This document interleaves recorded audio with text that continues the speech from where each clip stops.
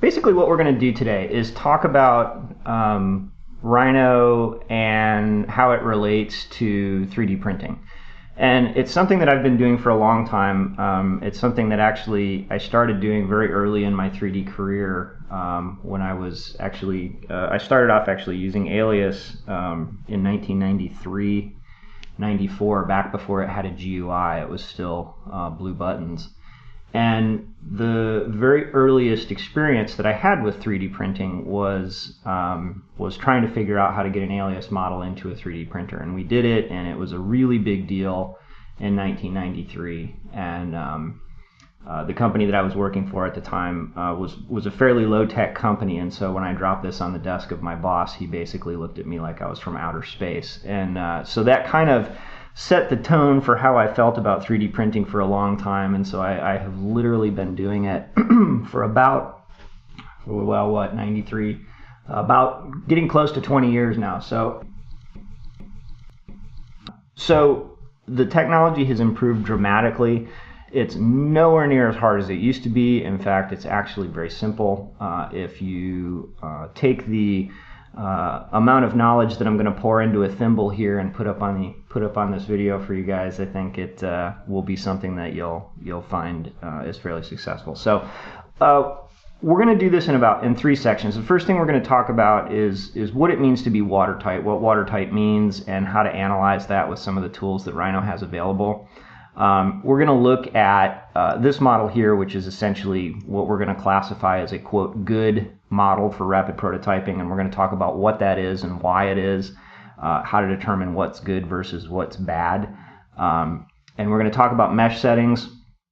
And I'm going to show you the settings that I've been using for forever, and then I'm also going to show you some settings that Dale Lear, who is the mesh guru at McNeil, kind of shook his head when I showed him my settings and said, "You're adorable. How about you use these instead?"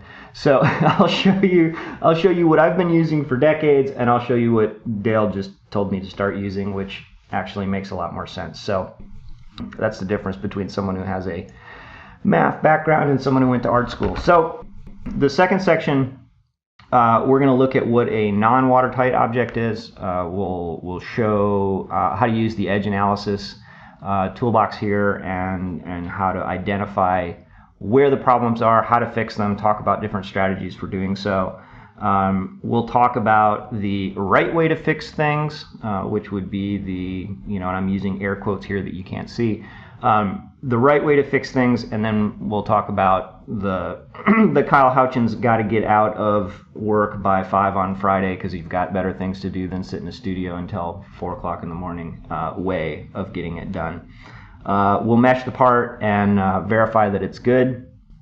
The third section, we're going to open a non-watertight mesh, which actually we will create in section 2. We'll talk about how to fill mesh holes, patches, etc. We'll talk about the mesh edge tool and talk about how the ratchet function in that works. And then we'll look at, we'll simulate some really extreme cases where, say, you just absolutely got a garbage mesh that you have to throw into a printer, and how to take that. And then we'll talk a little bit about building styles, and I'll show you some ideas on what I use when I'm doing things for clients when there's a possibility of having to edit it later after you send it to them and they say, hey, this is great, but we need it to be 4.5% more happy. And then you have to go figure out what that means and adjust it. So we'll talk about how to do all that stuff. All right, so the first thing I want to jump into is talk about what it means to be watertight. And the very simplest tool in Rhino to find out whether something is watertight or not is to use the Select Open Polysurface tool. Select Open Polysurfaces tool. And you can do it in the command line, Cell Open Polysurf. Click it. This is what you want to see. No objects added to selection. If, for instance, I were to extract a surface, okay, let's just pull one out, and I were to run Cell Open Polysurf, it lights up. Now, the model lit up, but the window didn't. Why is that? Well, because this is a polysurface that's open, because we asked it to select open polysurface. This is just a surface. If this was split into two pieces and joined, that would light up too because it's open. So let's put this back together for now. The very first thing that you're going to want to check for is cell open polysurf. All right. If it passes that, the next thing you want to do is we want to run cell bad. And cell bad is something that is going to, Rhino's going to evaluate your model. It's going to take a look at it and it's going to say, hey, are there any self-intersecting surfaces? Is there anything that's open? Are there any problems that it can diagnose to see that this is going to cause an issue down the line? And if we run cell bad and get nothing, then we know we're in pretty good shape here. Okay, so basically what, if we look at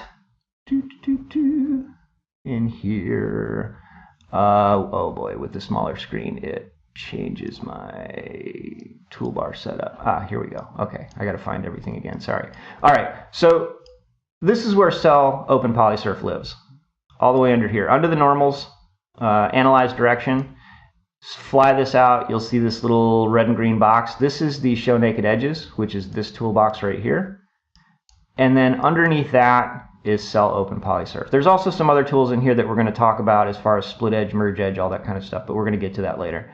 Also under here lives my favorite icon in the whole Rhino toolbox, which is the cell bad objects, the skull and crossbones of doom here. All right, if you hit this button and something lights up on your model, there's a problem, and we need to figure out a way to fix it. All right, so watertight essentially means exactly what it sounds like. If you think of a water balloon, all right, if you fill a water balloon up and tie the top of it and no water comes out, that means it's watertight, obviously, right? If it's got a hole in it and there's water squirting out the back, out here, all right, then you know you've got a problem, you need to fix it. The edge analysis toolbox, which also lives under here, right here, is going to be the fastest way for you to identify whether or not there's any issues in this model. So to do this, I'm going to pick the model. I'm going to pick add objects, and it's going to say, okay, there's 1979 edges total. There's no naked edges and there's no non-manifold edges. These are two very key things that you want to pay attention to. All right, if it comes up where there's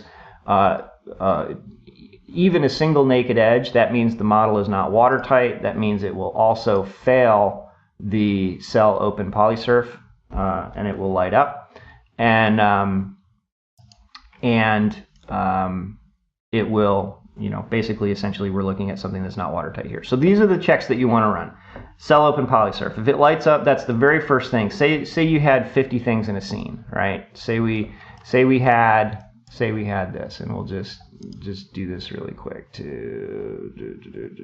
Let's just array these linear, and let's do 30 of these, and we're going to go here, and we're going to do this. All right. Say we had a scene that was very complicated, and one of them had a little tiny problem. All right. And let's just say, for instance, that we don't have that on. All right, we've got a big scene. There's a million things in it, right? And I want to find out if these are all watertight. Well, the very first thing I'm going to do, cell open polysurf. Oh, look at that. Out of all of this stuff, that one lit up. So what that tells me is I need to zoom in here. I need to select this one, hide everything else, and figure out now, where are the naked edges using the edge analysis? Well, it's right there. Well, I can see that this is a separate surface from this. So in this particular case, all I need to do is join it, run show naked edges again, no naked edges, run select open polysurf, nothing comes back. So I bring back my armada here and I turn it back on. Now it passes. So all of these things are good. So this is a very quick way of getting through a scene or or a very complicated model and identifying if any of these things have issues. All right. So watertight, good. Cell open polysurf, show naked edges, and cell bad. Those are the three things that if the Rhino model passes those three checks, you can pretty much sleep well knowing that when you send this to a service bureau, they are going to be able to print it with no problem. All right.